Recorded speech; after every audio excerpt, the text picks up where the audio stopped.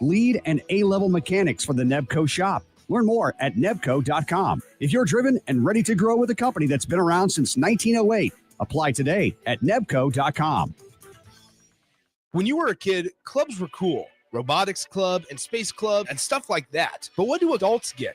Book clubs and quilting clubs? Nah, forget that. How about margarita clubs and old-fashioned clubs? Get to Upside Bar and Lounge for the best clubs in town. Try all 10 varieties of Upside margaritas or old-fashions and take home a free souvenir glass. Grab the whole crew and pair it with Taco Night on Mondays or Whiskey Wednesdays. Upside Bar and Lounge at 29th and Pine Lake.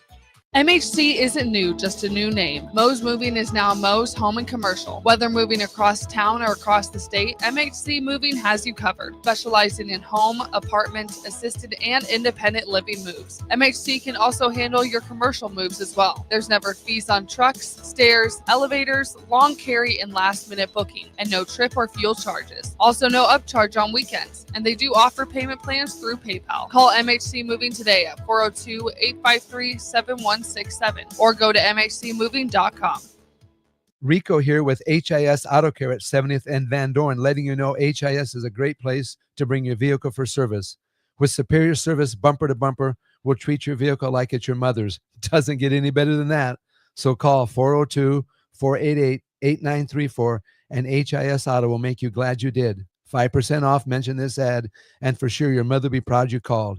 402-488-8934, HIS Auto Care, 70th and Van Dorn. God bless you. At Valentino's, we're on a mission for tradition. On every slice, for every bite. Golden baked crust, cooked to perfection every time. Savory sweet sauce that's made from our own secret recipe. Loaded with the perfect amount of fresh toppings and melty mozzarella cheese. It's the tradition that Nebraskans have come to love. From game day to every day. Valentino's. Taste the tradition. Big box stores are tempting for buying equipment for your high schooler in sports or for yourself in your sports leisures. But buying new is awfully expensive. Why not go somewhere with new and used options? Play It Again Sports is quality, slightly to gently used equipment, and 50% of their inventory is actually new equipment. And it's more than baseball, softball, and golf. They also have equipment for disc golf, fitness, hockey, and more. Plus, they're always buying products. Bring your gear you're done with and get trade money on the spot. Play It Again Sports at 48th and Vine. Have you been injured in an accident and don't know where to turn? You need an attorney you can trust to handle your case with professionalism and compassion.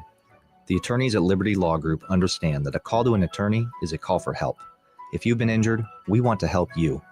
Liberty Law's experienced attorneys are committed to the pursuit of justice for those injured. Call Liberty Law and find out how we can help you get the compensation you deserve. Call 877-42-LIBERTY. Call the trial attorneys you can trust. 877-42-LIBERTY. Live from the heart of Lincoln, America, welcome to Ticket Weeknights on 93.7 The Ticket and theticketfm.com.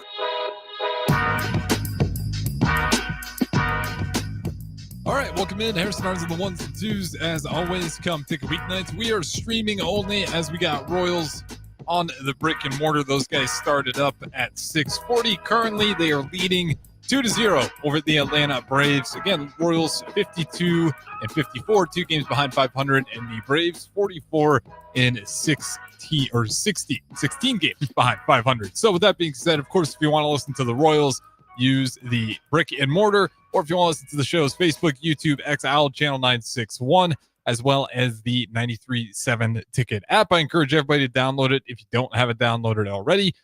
Mighty convenient, especially when football's coming up. We're going to have lots of college football games. We're going to have the Hall of Fame game shortly, NFL, and then on top of a bunch of other NFL games combined with the college football schedule. It's going to be a good time to get my ticket. The Ticket app is my point to come full circle. But I got Jeffrey Callhoun next to me for Ticket Weeknights. Jeffrey, how's it going on what might be the most two brutal stretches in terms of weather in Lincoln, Nebraska? It's warm. It's really warm. I think it got out to 102 yesterday, something like that. I saw the heat advisory is over 48 hours.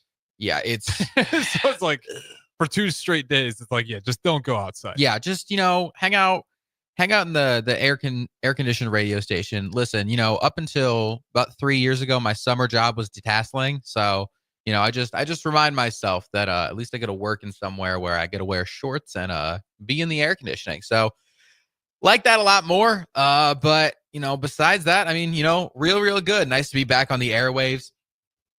Things are slowing down a little bit in some sports lanes, but getting ready to ramp up with things like college volleyball and college football.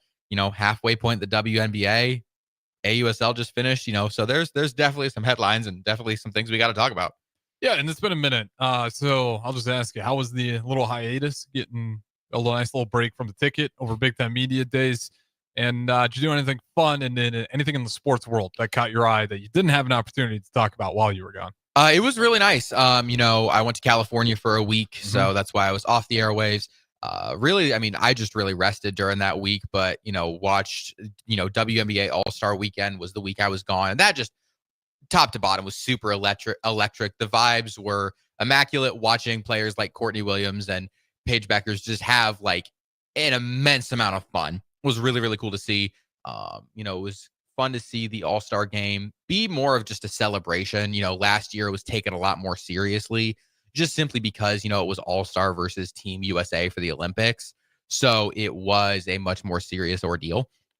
This year was just fun. And then, talked about AUSL a little bit. Real quick, just to rewind on that. I was a little disappointed by how much fun it was. Really? Because I'm like, please don't turn into the NBA.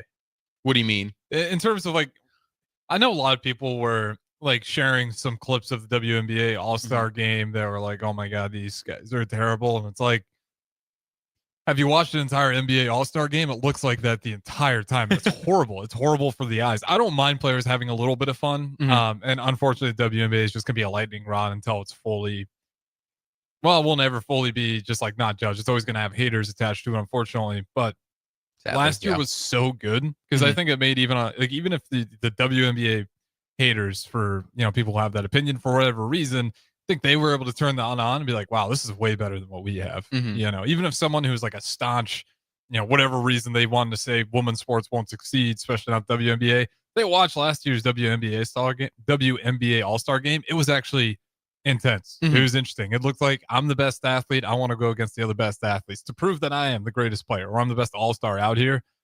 It was not nearly as bad as what the NBA All-Star games are, but it was a little more loose. And I didn't hate it, but I was a little like bummed out that it wasn't as intense as last year. And I can understand obvious implications were going to make it more intense, but it was a little more of a fall off. I thought those guys would still be, not saying chippy in terms of, being dirty, but chippy in terms of really wanting to compete. I think that's fair. I think, how do I word this? I think my thing with All-Star games is I don't mind if they have fun so long as like you can see the efforts there. Like that's why I never, like, even when it was the Pro Bowl, I never watched the Pro Bowl. It just gets worse and worse. Yeah. But with the, WNBA All-Star game, while they were definitely having fun, I felt like they were still trying. They weren't getting chippy and like, but it felt like the effort was still there in a lot of ways. I think there were like a couple technical fouls called and stuff during that game, which I thought was fun. And I think it's just going to be, a matter of, the WNBA is still really trying to find its identity. Ellie and I talk about this a lot on our show on Sundays. All things considered, the league is still less than 30 years old, but it's really just been the last 2-3 years that it's kind of almost taking a new identity of, just Caitlin Clark and that class, the Clark Brink Cardosa class that kind of came in, really changed a lot of stuff. So I think that, we're going to see in the next few years, the pendulum kind of even out between this very, very intense all-star versus Olympic matchup versus a basketball themed party in Miami that happened last weekend. I don't think either of them are necessarily terrible, but I don't think either of them are necessarily sustainable for the long term. Again, even with what happened this year, like you can't have that level of energy, I don't think, year in and year out. So I think you're going to see it kind of taper towards the middle. That's fair enough. I think just a shorter amount of games in the regular season too makes that All-Star game more interesting. Oh, that too, yeah. Because obviously, you get LeBron, you get Paul George, Kawhi Leonard, Steph Curry. I'm naming older guys for a reason. You get to another All-Star game and it's like, by 16, 15, 14, 13th one, how much do I really want to try? Right. And especially if nobody else there's really trying. Exactly. And it just kind of makes the whole thing somewhat of a joke where it's if you're there to go get autographs and just to see your favorite athletes, then it's fun. If you're there to watch your favorite athletes compete, it's a waste of money. And, that's the NBA's own challenge. And theirs is different to do, right? Because with that long of a regular season, do you have to pay them more money? Unfortunately, it seems like money is always the answer, but maybe that is what you have to do. I want to ask you this as well on the WNBA, because this one, it's the attitude around it really caught me off guard because it made zero sense. So the WNBA players, obviously they wore the short. What was it? Pay me more? It was pay us what you owe us. Pay us what you owe us. What the shirt said. So the league's expanding. What the one team just sell for 250 mil? Or no, they expanded. The three teams, so the three teams they just announced. So this does not include Golden State, and this does not include Toronto. The Cleveland, Philly, Detroit expansion, that's going to cost the league $250 million. Okay, so that's what I'm trying to reference here. So obviously, if your league's investing $250 million, and Caitlin Clark, I think her salary, number one overall is like 79 or under 80K. It's 78K. 70, so under 80K, and you're investing $250 million. So clearly, you guys are making investments. Where do you just stand on that in terms of the WNBA players getting paid more right now? And then also how did you see your own take on how the media handled it? So I think, and this is just for me, because, Ellie and I, again, we talked a lot about this a couple weeks ago. This has come up a lot because it's a big issue right now. I think the big problem is I think that the media as a whole is focusing on the wrong things. I think it's being spun a lot in the way of WNBA players expect to, saying WNBA players expect to be paid as much as NBA players. Like, no, that's simply not going to happen. But, the one metric I pulled out is, the WNBA, their annual revenue is $200 million. The NBA's is $11.34 billion. Yeah. Obviously, that's substantially more. I believe the number I pulled was 56.7 times the amount. Even if in the average NBA salary is just barely below 12 million, even if you pay, a WNBA player 56.7 times less than what an NBA player would be making, that would still be $30,000 more than what they're getting paid right now. And you look at, pretty much all the big four leagues, 50% of their revenue share goes to the players. In the WNBA, it's 9.3%. And I think that's the problem, is they're not saying, oh, we want $12 million contracts. Oh, we want this crazy money. It's why is every other athlete getting paid 50% of their respective league, but we're getting paid 9%. And I think that's the big problem. And I think I liked those shirts because it was very direct. It was, pay us, the players, what you, the league, owe, the money we're allocated, us. It didn't talk about the NBA. It didn't say pay us equal to the NBA. It didn't say pay us millions of dollars. It was very simply pay us what you owe us. So that's kind of my take on it. And with the expansion, I think about the entire payroll of the WNBA for a year is $23 million. With these three teams that you're adding, you could payroll the entire league until I'm in my mid 30s and I am a junior in college. And I think that's the problem is it's not them being like, oh, we're going to pull money from thin air, or, oh, we need to make more money. No, it's reallocate these funds. What is happening here? I agree with it. That was my exact take on it. A little bit different, but the main thread that I agree on is people just were not digging nearly deep enough on the story itself. What drove me insane is just seeing people. I understand that the league has yet to break profit. Correct? Yes, but sorry, I'll let you finish before. Yeah. So, okay, yes. Whatever. That being said, even if true or not, if that's true, why would the league be investing this much money into expanding it? Right. And why, if you were part of that players union, why would you sit there and be like, hey guys, I know I represent the players. We all need to shut up right now and not ask for more money. What is the players union supposed to do when right in front of them, the league that they're a part of is clearly expanding and spending a ton of money, much more money? And to your point, that 250 mil, how long do you say that could pay a team salary? That could pay not a team salary, the salary of the entire league. That could pay the salary of the entire league until 2036. 2036. So it's just being said, there's money to be had. And if, like any league, if you're going to break profit, it's probably not going to happen early, especially in a younger league, especially in the WNBA's case where they've really failed to market it. Now they're finally getting that part down, and it just helps too. I mean, streaming, social media, it makes those guys way more obtainable, which is always going to help. But now it's like, okay, it's actually marketable. It's clearly growing as a sport. The numbers are all indicating like some, obviously the Fever is the most obvious example. But even games outside of the Fever, attendance is up. Ticket sales are up. Jersey sales are up. If everything's going up, why would the players union just say, yeah, no, we're good. We're good with the, Caitlin Clark, who's worth well more than $80,000. Just her State Farm ads alone are probably 10 times what that profit makes. Yeah, we're just going to sit back. We're good.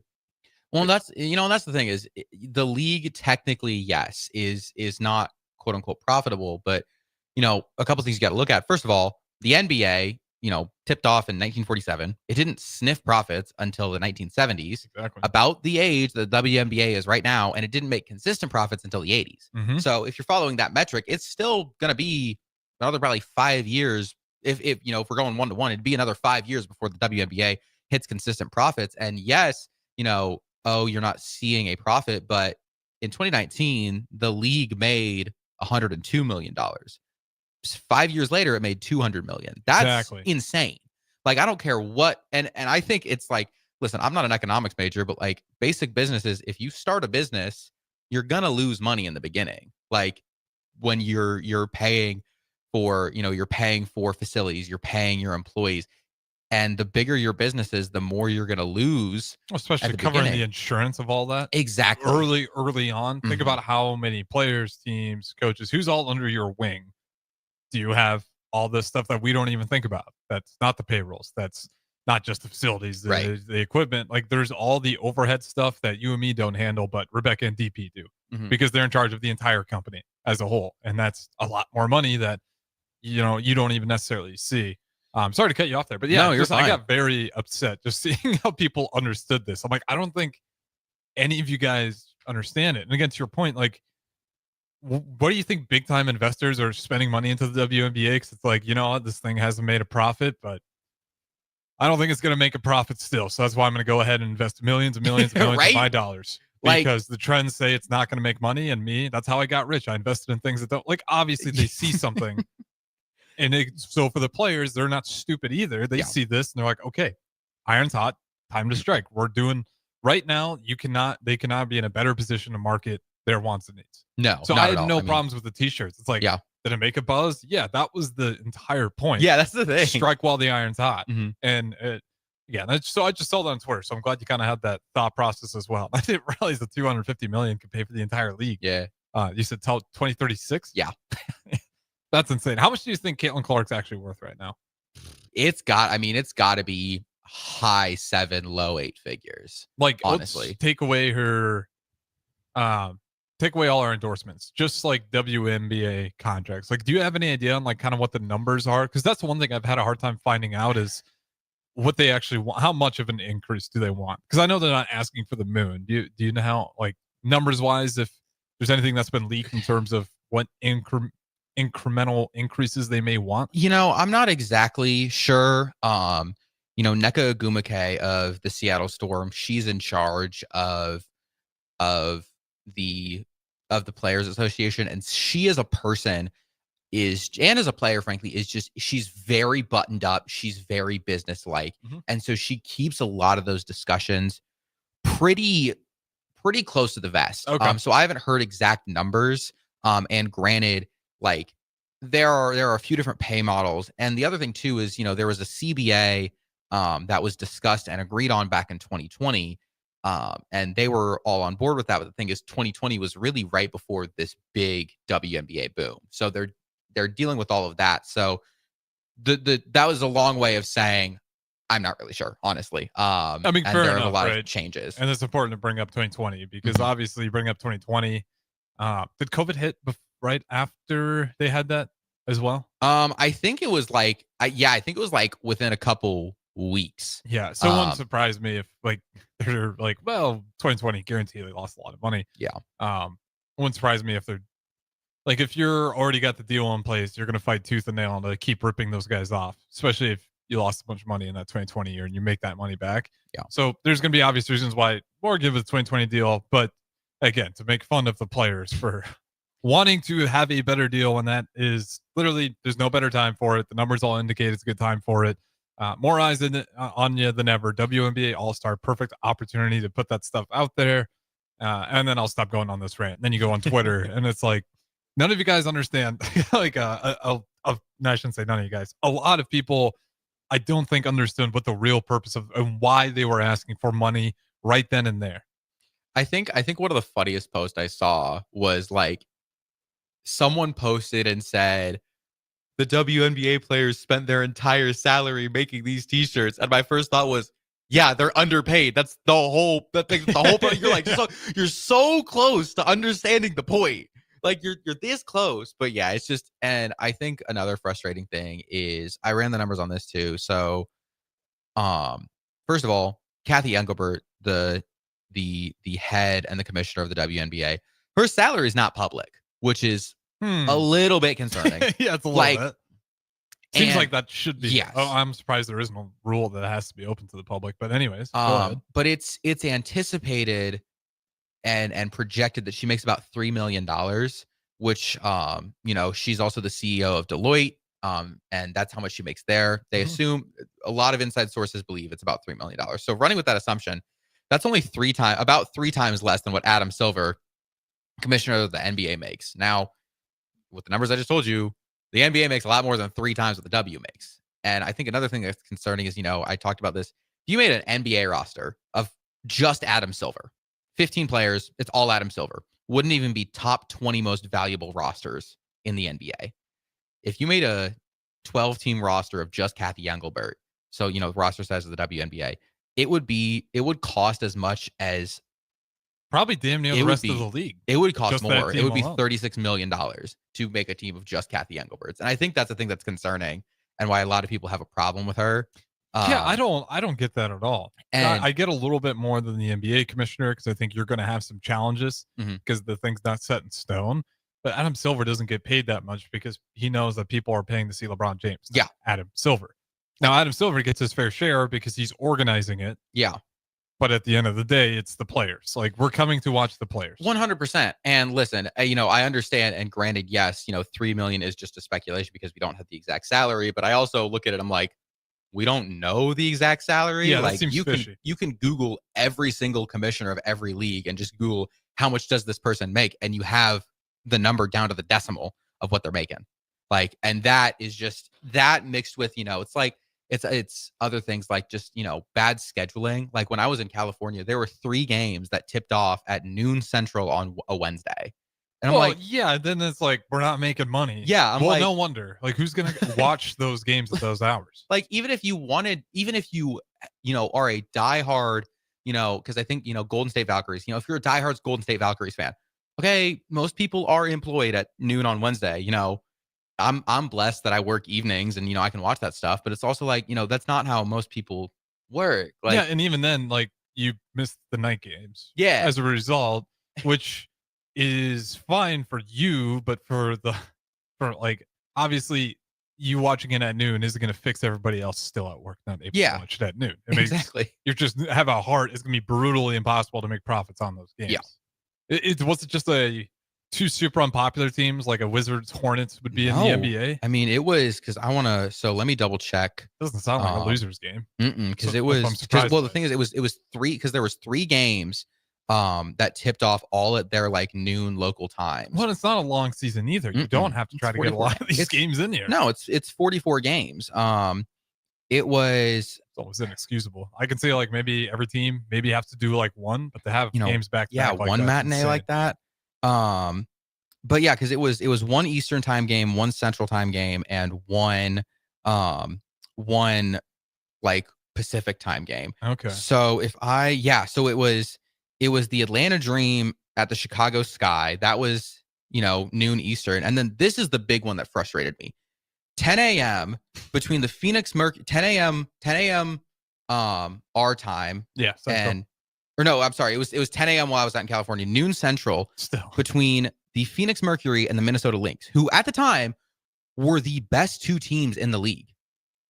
and you're going to tee that off at noon on a Wednesday. And then 10 a.m. on the West Coast. Yeah, like, for your Phoenix Mercury fans that want to watch this game, it's not like we're overall they're not even on the East Coast where it's a little better. No, it's awful. And then Golden State Valkyries at Seattle Storm, who Seattle I think is 5th in the league. Golden State I think is 9th, so they're kind of right on that playoff cusp.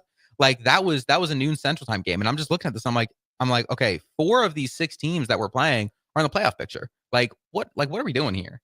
I say it all the time and I say too much. The WNBA is growing, but they need to continue to get those kinks out. Like fix their way they market and like it, there's sometimes I'll tell you this one off air, but sometimes they just market things and it's like, what are you guys like? You guys know what the devil's advocate's going to say to everything you guys try to do, and it's not fair that you have to always move in those ways, knowing what the criticisms are going to be. But it's like you can get ahead of it and not put yourself in those positions, and then the scheduling, they're going to have a hard time making money. It's not a long season. So figure out a way to make those most important games. And I understand sometimes the seeding switches, but I think heading into that season, you probably thought, especially the Mercury, was going to be one of the better teams that season. Yeah, Mercury, like they were, in my opinion, they were expected to be fringe playoff because they lost some key pieces. But like the Minnesota Lynx, like this was the team that lost in the WNBA finals this last year. Like you knew they were going to, and they returned everything. Like you knew they were going to be good. Like they have some problems to fix. 100%. What was the name of the commissioner? Kathy Engelbert. Kathy Engelbert. They should have put that on the back of the t-shirt as well. And we demand to see Kathy Engelbert's salary, or at least how much she's taking. Which, that's the thing is like that's one thing that like that I haven't seen anyone talk about. But like again, that's all alleged. But like again, like there's not a single commissioner where you can't find their salary except for. Sounds like just her. Yeah. At least here in the U.S. that I can think of. Could be wrong on that. Maybe there's other commissioners. If you guys know of them, 402-464-5685, or you can continue talk WNBA. We're going to switch it over to volleyball on the next segment. So don't go anywhere. I got Jeffrey, Callhoun, Harrison Arens, the 1s and 2s. Talk to you guys in a bit. Are tempting for buying equipment for your high schooler in sports or for yourself in your sports leisures. But buying new is awfully expensive. Why not go somewhere with new and used options? Play It Again Sports is quality, slightly to gently used equipment, and 50% of their inventory is actually new equipment. And it's more than baseball, softball, and golf. They also have equipment for disc golf, fitness, hockey, and more. Plus, they're always buying products. Bring your gear you're done with and get trade money on the spot. Play It Again Sports at 48th and Vine. Have you been injured in an accident and don't know where to turn? You need an attorney you can trust to handle your case with professionalism and compassion. The attorneys at Liberty Law Group understand that a call to an attorney is a call for help. If you've been injured, we want to help you. Liberty Law's experienced attorneys are committed to the pursuit of justice for those injured. Call Liberty Law and find out how we can help you get the compensation you deserve. Call 877-42-LIBERTY. Call the trial attorneys you can trust. 877-42-LIBERTY. Make bill paying a breeze with Text to Pay. LES texts you 1 week before your bill's due date. Just reply to the text to pay. It's that easy. Log into your account at les.com to sign up today. Saturday. Eagle Raceway is open for a full season of dirt track racing action every Saturday night. Don't miss the epic battles on the high banks of Eagle Raceway each Saturday between the Nebraska Septic Sprint Cars, Nebraska Lottery Modifieds, Avid Realty Sport Mods, Valentino's Hobby Stocks, and A1 Iron Stock Cars. Let's go racing. Eagle Raceway, just 10 miles east of Lincoln on O Street. Check out the full schedule at eagleraceway.com. This is James Harrell with NP Dodge Real Estate. When I became a licensed realtor, I wanted a brokerage that would help me grow in my new career. I found that in Lincoln First Realty. When Lincoln First was acquired by NP Dodge, the training and support I received only got better. I love knowing I have the power of the NP Dodge brand behind me. I would recommend NP Dodge to new agents looking to jumpstart their real estate career and to current agents who want to take their business to the next level. Expand your career with NP Dodge. Call Eric at 402-434-2222. When opportunity knocks, you don't want to miss the call. Hamilton Business Technologies makes communication easy and efficient using customized technology, all while putting people first. Whether you're working from the office, at home, or on the go, Hamilton Business Technologies equips your business with the right tools for smooth, professional call handling. Hamilton Business Technologies. Real people, real technology solutions. Learn more at hamiltonisbusiness.com.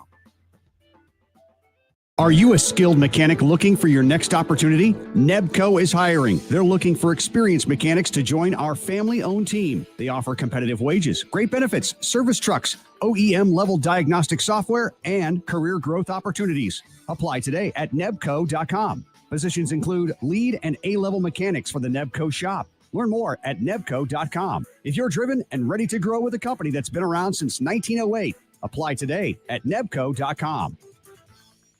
When you were a kid, clubs were cool. Robotics club and space club and stuff like that. But what do adults get? Book clubs and quilting clubs? Nah, forget that. How about margarita clubs and old-fashioned clubs? Get to Upside Bar and Lounge for the best clubs in town. Try all 10 varieties of Upside margaritas or old fashions and take home a free souvenir glass. Grab the whole crew and pair it with Taco Night on Mondays or Whiskey Wednesdays. Upside Bar and Lounge at 29th and Pine Lake. MHC isn't new, just a new name. Mo's Moving is now Mo's Home and Commercial. Whether moving across town or across the state, MHC Moving has you covered. Specializing in home, apartments, assisted, and independent living moves. MHC can also handle your commercial moves as well. There's never fees on trucks, stairs, elevators, long carry, and last-minute booking, and no trip or fuel charges. Also, no upcharge on weekends, and they do offer payment plans through PayPal. Call MHC Moving today at 402-853-7167 or go to mhcmoving.com. Rico here with HIS Auto Care at 70th and Van Dorn, letting you know HIS is a great place to bring your vehicle for service. With superior service bumper to bumper, we'll treat your vehicle like it's your mother's. Doesn't get any better than that. So call 402-488-8934 and HIS Auto will make you glad you did. 5% off, mention this ad, and for sure your mother will be proud you called. 402-488-8934, HIS Auto Care, 70th and Van Dorn. God bless you. At Valentino's, we're on a mission for tradition. On every slice, for every bite. Golden baked crust, cooked to perfection every time.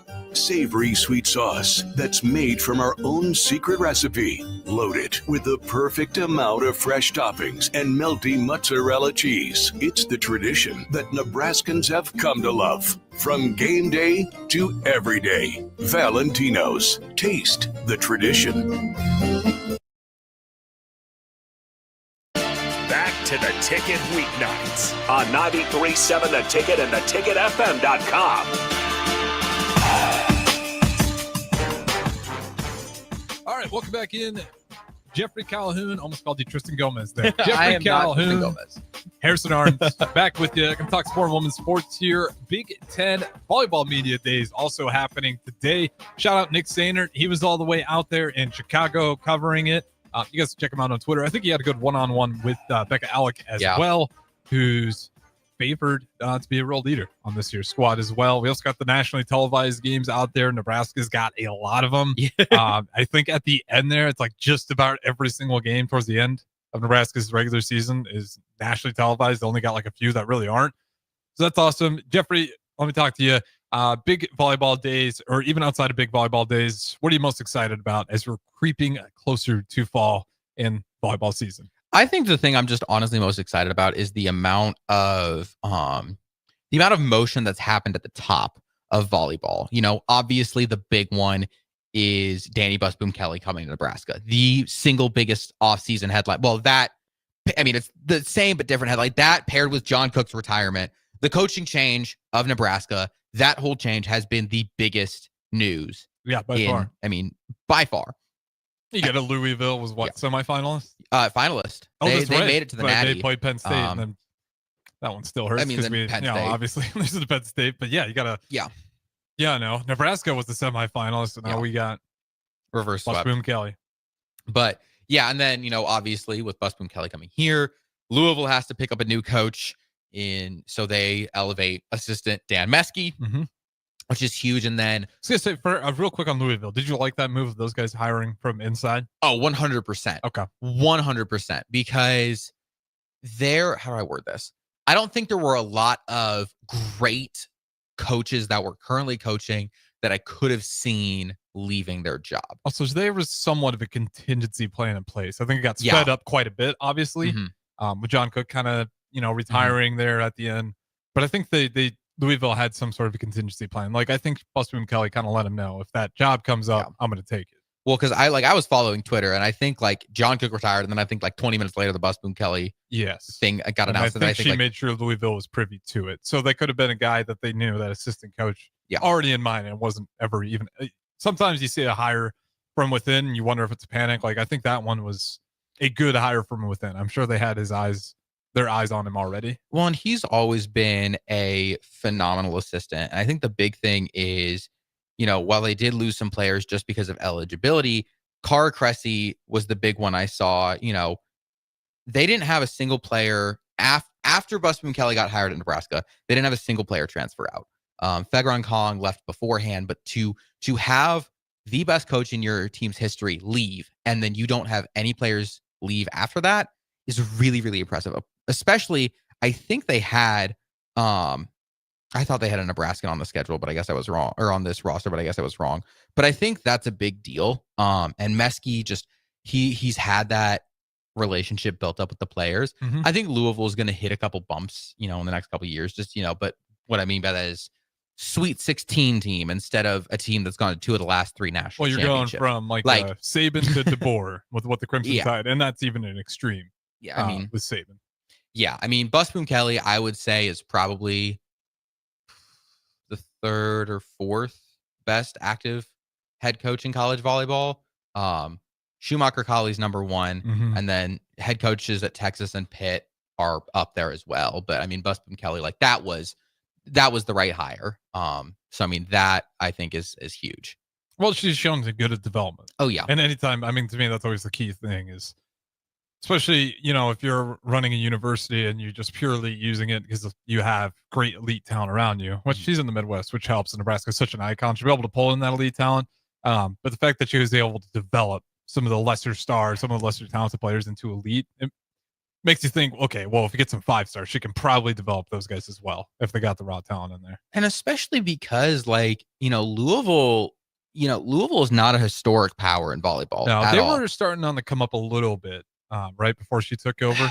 Yeah, a little bit. But, even then, I mean, they've kind of always been baby brother in that state because, Kentucky, is the only SEC team with a natty.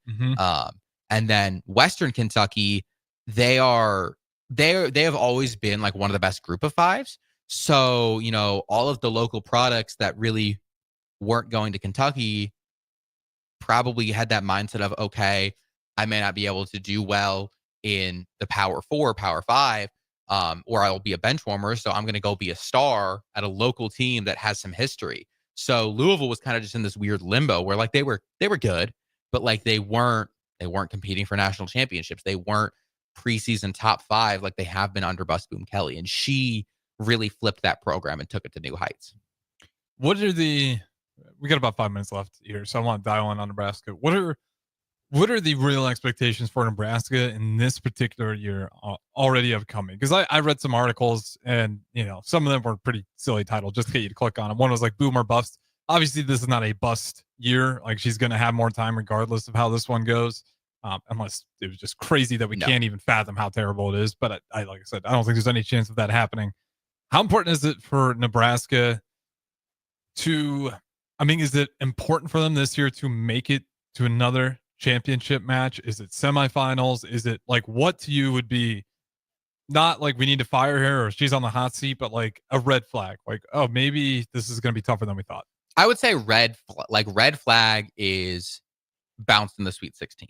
Okay. Like I think that they're definitely making it past the first 2 rounds, knock on wood, but like, cause they've been that way forever. And I think it's such a talented squad this year. And that's the thing is like, they don't like, listen, yes, they lose Lexi Rodriguez. And so the libero position is going to be a little bit behind, but one, you lose arguably the greatest college libero in the history of the sport. So there's that. Yes. And Danny Busboom Kelly runs a style where the libero is not as important as a John Cook team.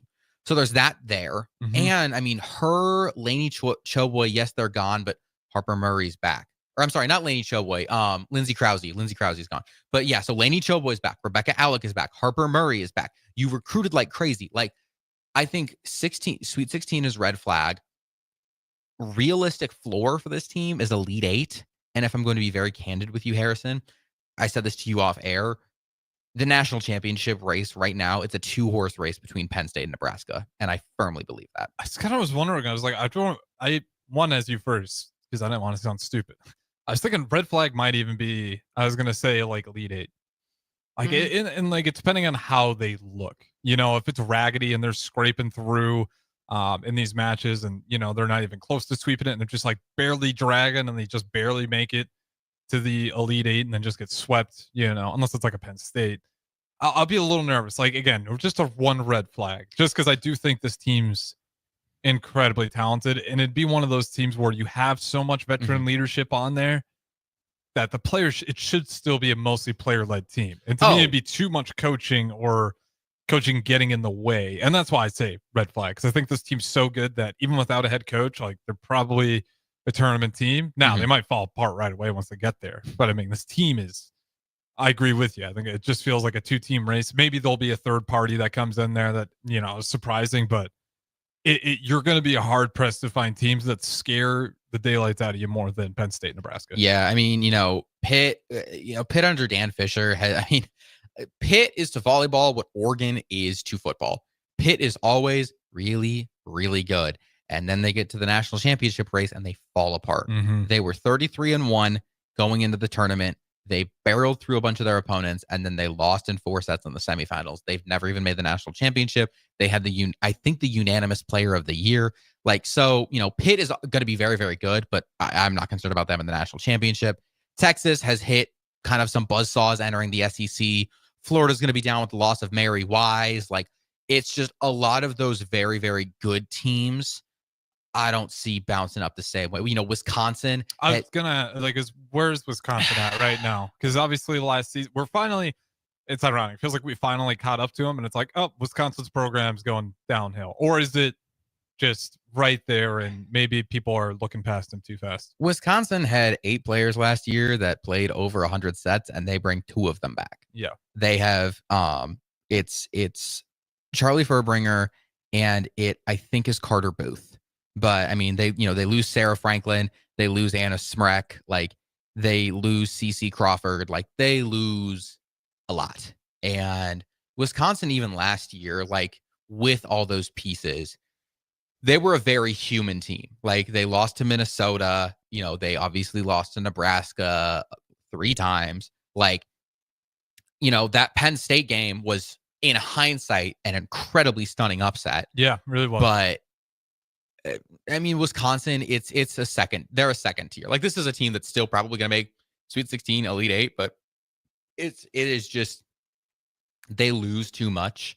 They do bring in a couple good transfers. Grace Egan and Grace Lopez out of Ohio State and Miami, respectively, are huge pickups. But even then, I mean, you have those 2 players that I said before, and those 2 elite transfers. Okay, that's still 2 empty spots that you're trying to fill with eliteness, whether it's other transfers or elevating underclassmen. There's going to be some growing pains there.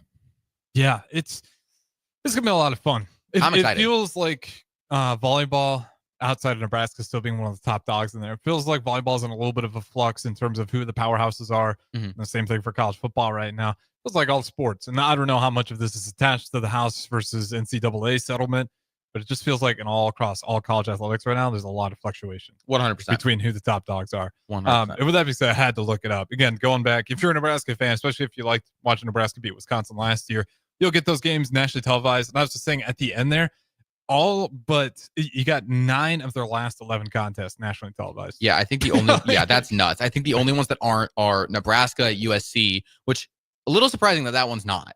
Does USC just draw really bad crowds? I think that's part of it, and I think just part of it too is they lose a lot of good players. Allie Batenhorst and Mia Tuaniga, they both went to the pros, and then Tira Ariel, she transferred to Missouri, which heck yeah. But I mean, she was one of their best hitters, so those are gone. But it almost feels like this was a team that made I think the Sweet 16 last year. Yeah, they did. I mean, that's it kind of feels like you're telling them you are going to be bad at volleyball. So just surprising. Because I wonder, when you look at those nationally televised games, go figure, they like crowds. It looks better on TV. It makes it look more exciting. Like if anybody got to watch any sports during the COVID era, it sucked. Like it was exciting, but even like the players talked about how much it sucked. It wasn't necessarily fun to play in. It wasn't any more fun to watch. So in a lot of those California schools, it's just so hard to get a good impact. Like even the Coliseum, over there for right? Is it called the Coliseum? Yeah. Coliseum. Okay. They're one of the cathedrals of college football. You're hard pressed to get that place 80% full. I think it's just, California, or let me rephrase it. LA is so oversaturated. Yeah, with it's got a sports. million things to do. And most of, because I think, 3 of the 4 big 4 leagues have 2 teams in LA. And so that's already right there. 7 pro sports team, big 4 pro sports team just in that little area. That's more than most states could ever dream of. And then who's all pro? You got Kings, Lakers, Clippers, Chargers. Chargers. I'm just purely talking Los Angeles, not even California. Okay, yeah. I was gonna say, it's like that. I was like, oh, it seems less than I thought. Okay, keep going. No, I'm just talking purely because NBA, you have Clippers, Lakers, and then you have Rams, Chargers, and then you have Angels, Dodgers, and then LA. I thought you meant Sacramento Kings, but LA Kings for NHL as well. For NHL. And I think that's the only one for the NHL, correct? Yes. Yeah, but then so that's just big 4, and then you add in Major League Soccer, and then you add in the fact you have both USC and UCLA there, and then you have the LA Sparks, and then you're not even talking about the teams that are in San Diego. We didn't even talk about not Sporting KC, whatever MLS team they have out there as well. I know MLS is super popular, but it's another pro sport you're competing with. Exactly. On top of AAU high school sports that all the parents are running around doing anyways. It's just, there's so much going on. And so unless you have, even when Caleb Williams was at USC and they were a national championship contender year in and year out, they didn't, any other university in the country, that's a sellout crowd every week. And even then, they just had good to great crowds, which, is fine if that's a normal week. But it's like, could you imagine if, could you imagine how bumping, Memorial Stadium would be every week if they had a Heisman quarterback and an 11-1 season? Even just a Heisman candidate. Yeah. He's just up in the running for it. Or even a Heisman dark horse. But, I remember in 2021, everyone's like, oh, Adrian Martinez. It was awesome. It was really fun. Magnificent. It was magnificent. That team went 3-9. And I understand Nebraska is not the standard, but it feels like college sports sometimes is on a spectrum that ranges from Nebraska to USC, and you got to get somewhere a little bit more in the middle. That's a great analogy, honestly. It's like where you're at fandom wise. Yeah. LA or Lincoln, Nebraska. Exactly. Lincoln, Nebraska, you're all in, even if it sucks. USC, it's like you better be on your 3-peat if you want to sell out. Yeah. Which is insanity. We're just gonna skip the breaks. We're way over it. Anyways, here we only got about 5 minutes left here.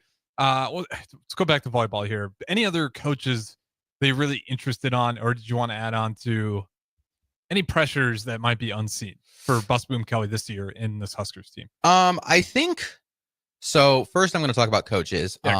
Maybe I'm not good. I'm just going to say I am purely biased in this one.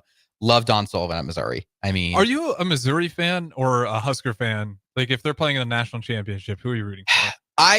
First of all, hardest decision I would have to make, and I thank the Lord every day that they are no longer both in the Big 12 together. I would have to lean Missouri and it's tough. It's tough, but I feel like the university you go to has to trump all. That's kind of the mindset I've always had, especially, frankly, with volleyball, just because I was there in the last year with Joshua Taylor, who took that team to an astounding 8-22 record. And then Don Sullivan came in and immediately took that team from laughingstock in the SEC to a team that won a game in the NCAA tournament, and probably could have gone further if they didn't get placed in Lincoln, Nebraska.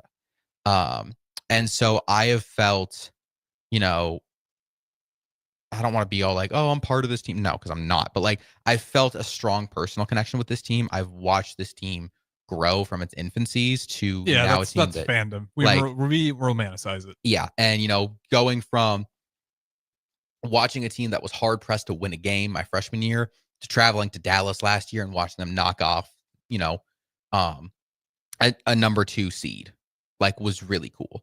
And so, I've been able to talk to a lot of those players, and I just have a much more personal connection with that team. But Mizzou and Don Sullivan is a team I'm really, really watching. Just because, again, that coaching's been spectacular. Their non-conference schedule's been a little spotty. Not everything's been released, but it's relatively easy. And then the pressure's kind of off in the SEC. Mary Wise leaving Florida, and then Kennedy Martin transferring to Penn State. Florida's not as formidable. Texas A&M, I think, is a threat. Kentucky, I think, is a threat. But Texas last year, Mizzou finished better than Texas in the SEC. So I like them a lot. I also, South Dakota State's always a really fun mid-major team. They lost one regular season game last year. Trying to think who else. As far as pressures that Danny Busboom Kelly is facing, I think the big thing when I talk about Nebraska and Penn State being 1A, 1B, I think the big question is Penn State. We know what their identity is. Mm-hmm. This is a brick wall gritty volleyball team. This is not a team that is going to have these crazy plays and super offensive sets. Like, no, this is stuff at the net. You're not getting past. Polar opposite of what Texas was. Yeah, honestly. Because Texas, to me, was just all offense, flash, power. Yeah. Obviously, you got O'Neal out there just wreaking havoc. And it's like, you don't need, obviously, they're great defensively, too. You don't get that far without being so. But to me, it was like Penn State was the polar opposite. Like, still freaky athletic, just in a different area. Yeah. Nebraska, on the other hand, and this is not a bad thing, we don't really know what their identity is because, John Cook coached very similar to Katie Schumacher Colley. Being a Big Ten volleyball school, Big Ten is very much that style. In the ACC, it's a little bit more. Again, if your spectrum is Penn State natty to Texas natty, Louisville in the ACC is kind of more in the middle. Mm-hmm. And so in the ACC, you're gonna be par for the course with everyone. But you bring that style of offense to the Big Ten, you're gonna be one of the fastest paced teams in this conference. And even in watching some of those practices or those exhibition games, you've seen it speed up a little bit. And so I think the question is how well, especially with players like Alec who are seasoned, I think a bit more to that, Big Ten style of volleyball. And she had some great press today too. If you're wondering where her head's at and how important this year is, she's, again, words are just words, but you like to hear her. She sounds pretty locked in. Oh, yeah. She sounds very locked in, but it's just going to be a matter of how well does the Danny Busboom Kelly style of volleyball translate over to Nebraska. And, is it going to be something that takes some growing pains, or is it going to be something that the players latch on to quickly and then you see, the fastest offense in the Big Ten? And I think that's the big question is where is this team's identity exactly going to be and how well are the players going to take to Busboom Kelly's offense? What's your take? If you had to take a swing, obviously you don't know the answer, so you can't be wrong. What do you think this team looks like? Any drastic changes, or does this still look pretty similar to Cook's? I think it's going to look really different, honestly. Okay. John Cook, and you can't blame him for this. For 20 years, the style was, it was 90s volleyball, and then it was, if it ain't broke, don't fix it. And he was still kind of hanging around the university. So I was wondering, I was like, he's going to let Busboom Kelly do what she wants. But I was like, I wonder if he's got just any info, if he watches that. He's like, like he said, that's a long time with that very, very unchanging style of volleyball. But I think I don't think that, and maybe I'm wrong here, I don't think that John Cook was necessarily abrasive to change. It was more of abrasive to unnecessary change. That's very true. And this, if I don't I'm winning national championships, whether it be in 1997 or in 2017, I'm winning natties.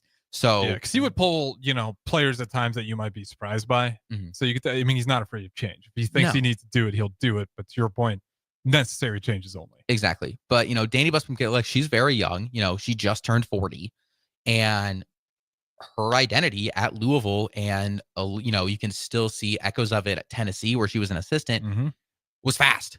It was fast, and I think granted she was a John Cook player. I think as a coach, it would take her more time to adjust to a new style, and I think she will, in a way, take the John Cook approach of if it ain't broke, don't fix it.